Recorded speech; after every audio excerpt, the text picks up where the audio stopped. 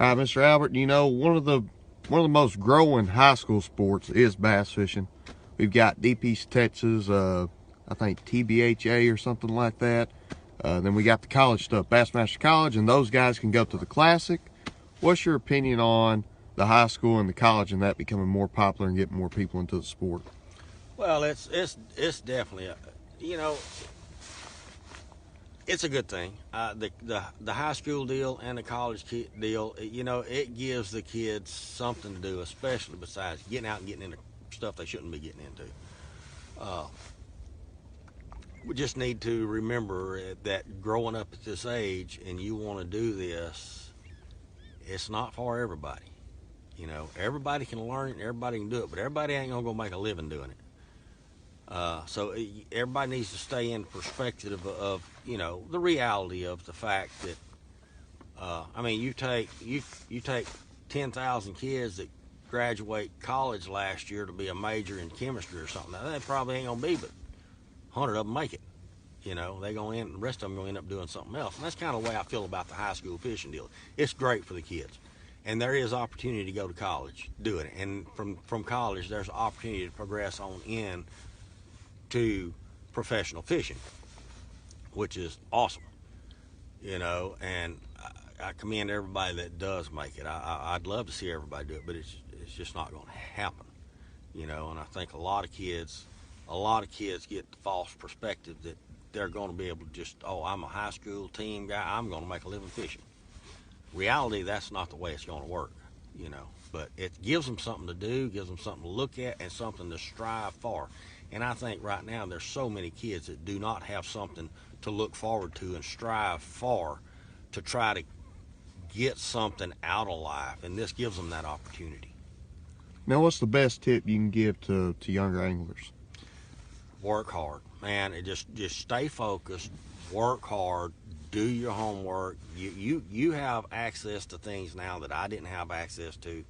I mean, y'all have the computers, and you can read up on everything everybody's doing. Take all that in, learn it to heart, you know. And every time you get on the water and go fish, try to learn something different. You know, spend a little bit of time doing something you haven't ever done before, just to see, you know, just to learn it. You know, the more you learn, the better you're gonna be. Okay, Wyatt's brought up to my attention to talk a little bit about courtesy and respect on the water.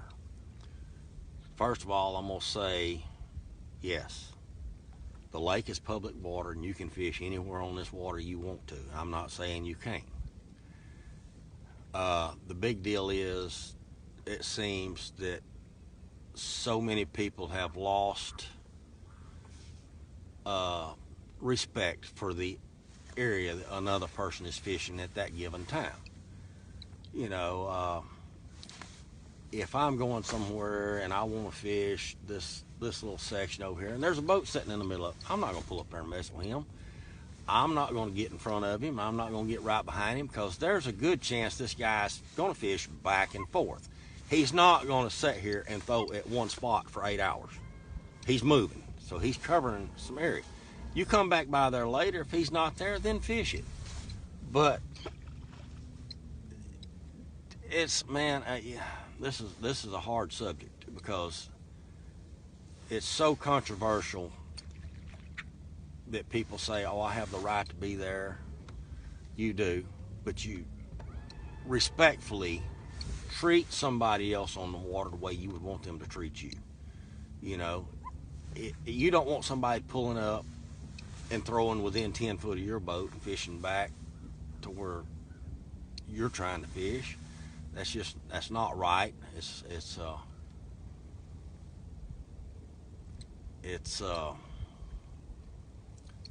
actually, it's just being kind of rude, hoggish. You know, you're trying to get in on something. If you don't have something else to fish, you're probably going to be in a bind anyhow.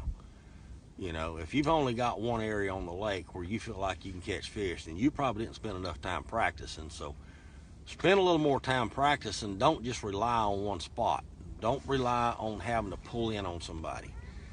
I don't pull in on anybody. Don't want anybody pulling in on me. We've got We've got another boat right here close to us. He's basically fishing the same stuff we're fishing, but he's not in here pushing us. He's not trying to throw over here where we're at. He's being respectful. He's 150, 200 yards off and doing his thing.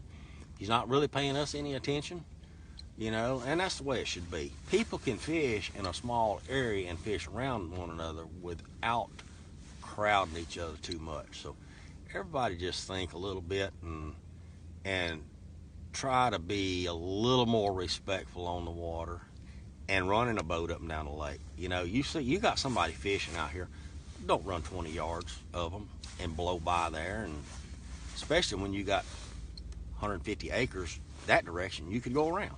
It's not going to take you but 2 seconds more to swing around them than it is to run right by them. And 2 seconds, you're not going to make or break anything in 2 seconds. So just be courteous.